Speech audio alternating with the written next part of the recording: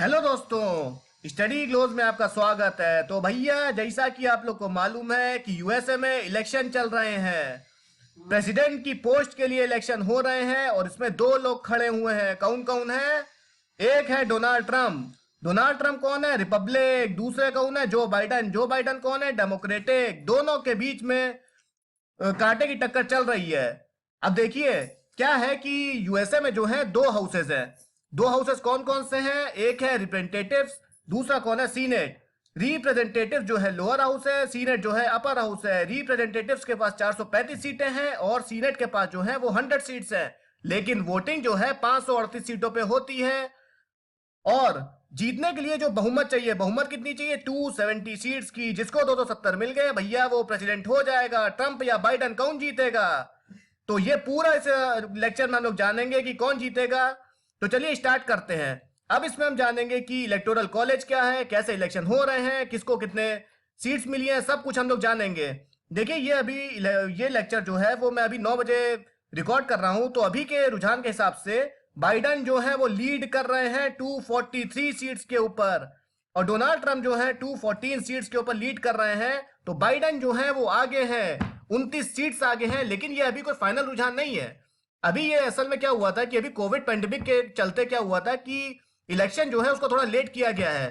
पहले 3 नवंबर को हमेशा होते हैं, लेकिन कोविड पेंडेमिक देखिए यूएसए में जो है कोरोना वायरस बहुत तेजी से फैला हुआ है। वहां पे कंट्रोल होने का नाम नहीं ले रहा है। रोज 1000, 1100, 1200 मौतें हो रही हैं।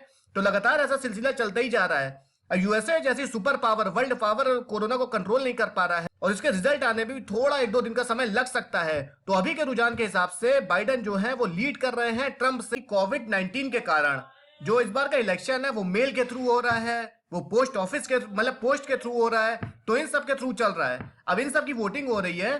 तो इन सब वोटिंग के कारण अभी पता चल रहा है कि अभी बाइडन जो है वो ज्यादा लीड कर रहे हैं। लेकिन सबसे इंपॉर्टेंट चीज है वो अगले स्लाइड में हम देखेंगे। ये है बैटल ग्राउंड स्टेट्स।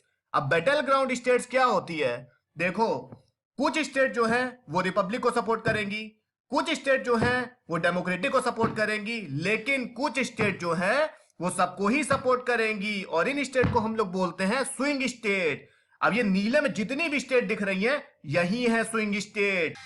तो जो ये स्विंग स्टेट हैं, ये किसी को भी वोट कर सकते हैं। ये डेमोक्रेटिक को भी वोट कर सकते हैं, रिपब्लिक को भी वोट कर सकते हैं। अभी मैंने बताया ना कि दो पार्टी होती है, डेमोक्रेटिक और रिपब्लिक। तो ये किसी को भी वोट कर सकते हैं, डेमोक्रेट को भी वोट कर सकते हैं, रिपब्लिक को भी वोट कर सकते हैं। इनका कोई फिक्स नहीं रहता है। अभी इनकी काउंटिंग होना बाकी है। अब जब इनकी काउंटिंग होगी तब फाइनल रिजल्ट आएगा कि कौन जीता कौन हारा है। लेकिन दोनों में कांटे की टक्कर चल रही है। बाइडन भी लीड कर रहे हैं और ट्रंप भी। कुछ भी हो सकता है। अब ये रुझान जो है वो फाइनल हम लोग को कल या परसों तक पता चल जाएगा। तब आपको एक दूसरी वीडियो बना के बता दिया जाएगा कि कौन जीता कौन हारा। तो भैया, आप स्विंग स्टेट समझ गए। तो ये पूरा चार्ट है कौन किसको लीड कर रहा है।